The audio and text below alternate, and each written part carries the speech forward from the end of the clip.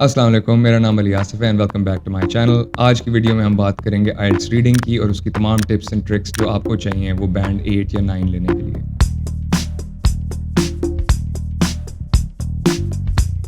अब काफ़ी लोगों को लगता है कि आइल्स रीडिंग बहुत मुश्किल एग्ज़ाम है और काफ़ी ज़्यादा लोगों को लगता है कि ये उतना ही आसान है।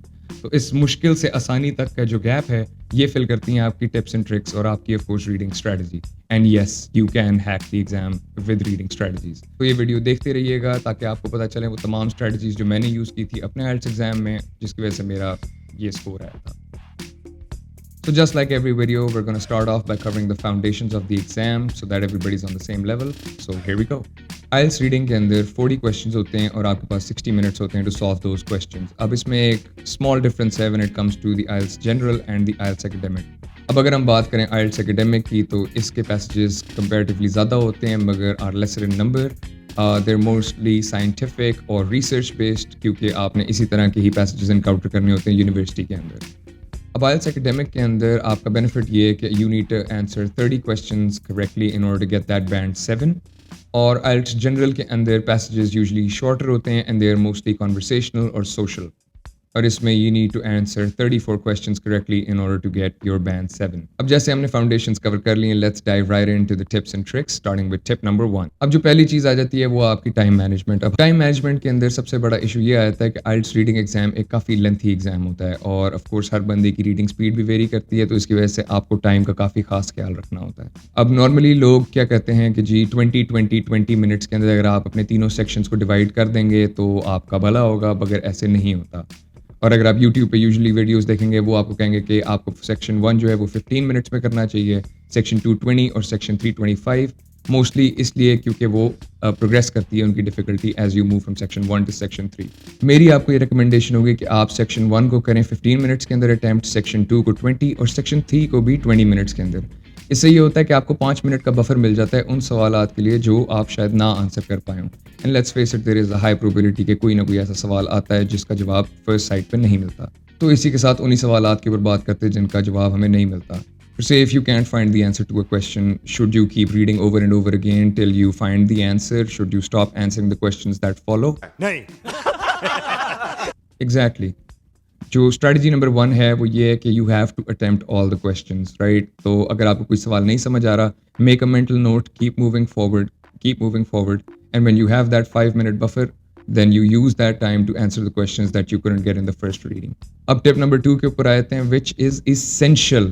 बहुत ज़रूरी है कि आप जैसे जैसे सवाल सॉल्व कर रहे हैं you need to mark the answers on the answer sheet.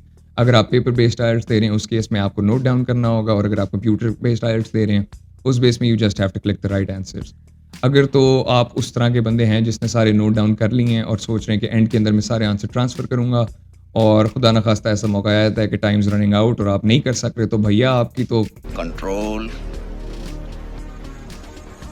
Sorry, तो ओरिजिनली यही बनता है कि आप पहले क्वेश्चन देखें, क्वेश्चन का आंसर जब आपको आ गया यू नोट इट डाउन और इसी तरह आप मूव करते जाएं ताकि आपके सारे क्वेश्चंस एटलीस्ट एक बैंक के अंदर सेव तो हो रहे हैं। अब एक और टिप है जो मोस्टली लोग रेकमेंड करते हैं कि आप पूरा पैसेज पढ़ें, उसको समझें, जिसके बाद जाके आप सवालात पढ़ना शुरू करें और फिर आपको ऑटोमेटिकली पता होगा कि वो सारे जवाब पैसेज में कहाँ हैं। पर कौन है ये लोग, कहां से आते हैं? I know right. अब मैं यही आपको रेकमेंड करूंगा कि आप सबसे पहले उसका हेडिंग सेक्शन पढ़ें, उससे आपको एटलीस्ट एक फ्लेवर आ जाएगा कि ये रीडिंग पैसेज किस चीज़ के बारे में। जिसके बाद आप पढ़ें क्वेश्चन नंबर 1, 2 और 3 of whichever section you are attempting. That way you know what words you have to look for in order to find the answer to that specific question। अब let's say आपने पहले सवाल पढ़ लिए, जो बहुत अक्लमंदी की बात है, आपने सवाल पढ़ लिए। अब what are the words that you are looking for?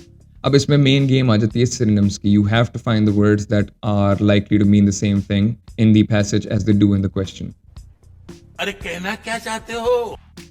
Synonym वो words होते हैं which have the same meaning as the initial word। Let's say अगर आपको क्वेश्चन में इस तरह का दिया हुआ है कि the manager was worried about X Y and Z, तो पैसेज के अंदर शायद वो थोड़ा डिफरेंटली लिखा हो as if the manager was concerned regarding X Y Z. तो कंसर्न और वरीड जो है ये इस केस में सिनोनिम बनता है. So if you know the synonyms then it's easier for you to find the answers. अब आइल्स की वोकैबुलरी लिस्ट जो है वो मैंने कमेंट बिलो में डाली हुई है. You can visit all those links, they are gonna help you ace the reading exam. अब जो क्वेश्चंस होते हैं आइल्स रीडिंग एग्जाम के अंदर, they come in order. That means one after another आएगा. क्वेश्चन 1 का आंसर इनिशियली होगा present in the reading passage, question 2 का उसके बाद और 3 का उसके बाद. तो लेट्स से आपको क्वेश्चन 2 का आंसर नहीं मिला और आप क्वेश्चन 3 के आंसर तक पहुंच गए हैं, देन यू नो कि सेक्शन 1 और क्वेश्चन 1 और क्वेश्चन 3 के बीच में आपका क्वेश्चन 2 का आंसर कहीं पर है. समझ रहे हो आप? अब this does not apply to the matching headings of course, क्योंकि उस केस में वो बिल्कुल पैराग्राफ टू पैराग्राफ उन्होंने सेग्रीगेट नहीं किया होता. That's where it gets little tricky. अब एग्जाम को अटेम्प्ट करने के अंदर आपकी सबसे बड़ी रीडिंग टेक्निक जो है ना, उसको कहते हैं skimming and searching. Skimming originally ये होता है कि आप तेजी से अपनी आंखें दुराएं टेक्स्ट के ऊपर just to get a gist of what the text is gonna be about. कोई मुश्किल लफ्ज नजर आ रहा है, you do not need to care about the meaning, just keep moving forward so you get the gist of what the passage is. और searching के case में यही आता है कि once you identified your keywords और आपको वो सिनोनिम्स पता हैं, तब then you read for that specific question. उस तरह आपके लिए आंसर ढूंढना ज़्यादा आसान होता है और ओवरऑल आपका काफ़ी टाइम बचता है. तो शायद वो 5 मिनट बफर आपका एंड में 8-9 मिनट का बफर बन जाए, which gives you more time to get that question right जो आपको ओरिजिनली नहीं मिला, which well then increases your score right. बात करते हैं आखिरी सेक्शन की. अब मेरे केस में ये हुआ था कि एक साइंटिफिक स्टडी थी अबाउट एस्ट्रोनॉमी और उसमें काफ़ी ज़्यादा जर्मन साइंटिस्ट्स का है जिक्र हो रहा था. टुवर्ड्स द एंड वो आपसे ये पूछते हैं कि XYZ स्टेटमेंट कौन से शख्स ने दी. तो मेरी आपको रिकमेंडेशन यही होगी कि अगर आप कंप्यूटर बेस्ड आइल्स दे रहे हैं, इन लोगों के नाम को हाईलाइट करते जाएं. That way you can just look up the name, go back to the passage, reference the name और आपको पता होगा अच्छा इस बंदे की XYZ स्टैंडिंग थी तो ये आंसर नहीं है. Highlight the nouns that you think are important and that will be the key to your last section. अब एक और चीज़ होती है कि जब भी आप IELTS का रीडिंग एग्जाम देते हैं, कोई ना कोई ऐसा लफ्ज़ आता है जिसके साथ कैंडिडेट फेमिलियर नहीं होता. तो इस पॉइंट के ऊपर आप उस लफ्ज़ का मायने सीखने तो नहीं आए. You just need to have a place holder there and imagine what that word means and keep moving forward. उसके आगे और उसके पीछे जो सेंटेंसेज हैं, that's gonna give you a feeler of what that word actually means. जैसे ही आपके IELTS रीडिंग एग्जाम स्टार्ट होता है, you need to be in a hurry from the get go. बहुत बार ये होता है कि बंदा सेक्शन 1 बहुत तहम्मुल के साथ अटेम्प्ट करता है और कहता है कि सेक्शन 3 जो है वहाँ तक भी एग्जैक्टली यही पेस मेंटेन करूंगा, बट दैट्स द थिंग. ऐसे तो नहीं होता है. As time keeps falling short, you have lesser and lesser time to attempt the final section. इसलिए from the get go आपने काफ़ी तेज़ी से अटैम्प्ट करने की कोशिश करनी है. नहीं आ रहा सवाल समझ, कोई मसला नहीं, आप उसे मार्क करी जाओ.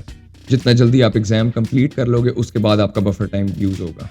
तो आप कोशिश करो कि आप अपना बफर टाइम मैक्सिमाइज करो ताकि आप वापस आके उनको बेहतर से बेहतर रिव्यू कर सको. Oh yes, one more very important thing about the IELTS reading exam. मेरे केस में ये था कि I thought I attempt the paper fast और उसके बाद मैं जाके वॉशरूम यूज़ कर लूँगा क्योंकि उसके बाद मेरा राइटिंग सेक्शन स्टार्ट होना है. Towards the end of the exam आपके आखिरी 10 minute you are not allowed to use the washroom. तो अगर ये थॉट आ रही है कि मैं जल्दी अटेम्प्ट करूँगा और उसके बाद वॉशरूम यूज़ करूँगा, that is not gonna happen bro. तो आप यही करो कि आप सारा टाइम यूटिलाइज करो अपने पेपर के ऊपर and then get it through and get it done. अब इसी के साथ साथ हम डिस्कस करेंगे कि IELTS रीडिंग में किस किस्म के सवाल आते हैं और वो इंशाल्लाह मैं आपको अपनी नेक्स्ट वीडियो में बताऊंगा. So thanks for watching, take care, bye.